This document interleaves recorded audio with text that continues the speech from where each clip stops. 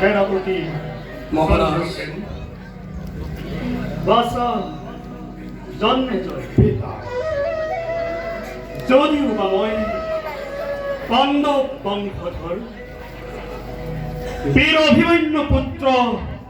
বিষ্ণুরাজ পরীক্ষিত আজি এই সমগ্র ভারতবর্ষর এক শক্তি রাজা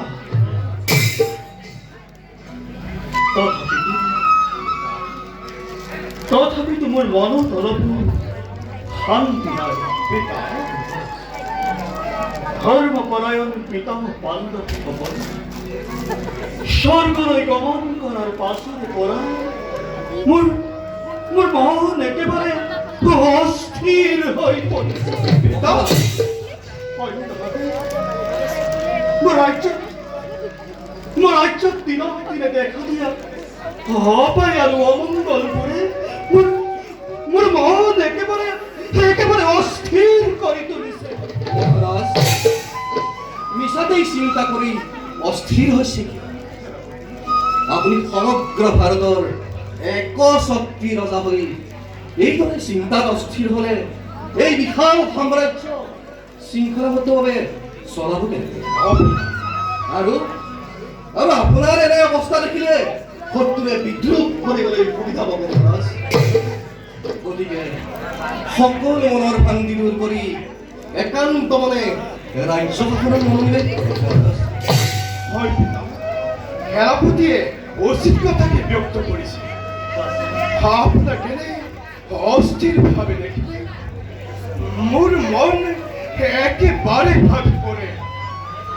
আপোনাৰ আদৰ্শ সংস্কাৰ আৰু ধৰ্মকে শিৰোগত কৰি মই জীৱনৰ শিক্ষা লভিছোঁ আৰু এতিয়া যদি পিতা আপুনি এনেদৰে ভাগি পৰে মই নিজকেই কিদৰে প্ৰভূতিৰ পিতা তোমালোকৰ কথা অৱশ্যে সঁচা কিন্তু বাল্যকালৰ পৰাই যে মোৰ মনৰ তলতো শান্তি নাই মোৰ আজন্ম কালতেই পিতৃৰ বিয়োগ পিতামহসকলৰ লালন পালনতেই ডাঙৰ দীঘল হলো কিন্তু আজি সেই পিতামহসকলৰ বিয়োগত মই কিদৰে শান্তিৰে থাকো মহাৰাজ জন্মৰ লগতে মৃত্যু এক চিৰসত্য জীৱন আপুনি গুণী জ্ঞানী সৰ্বগুণ সম্পন্ন এজন ৰজা ভাবি চাওক মহাৰাজ প্ৰজাৰ সুখ দুখেই ৰজাৰ সুখ দুখ গতিকে ধৈৰ্য ধৰি প্ৰজাৰ সুখ শান্তিৰ বাবে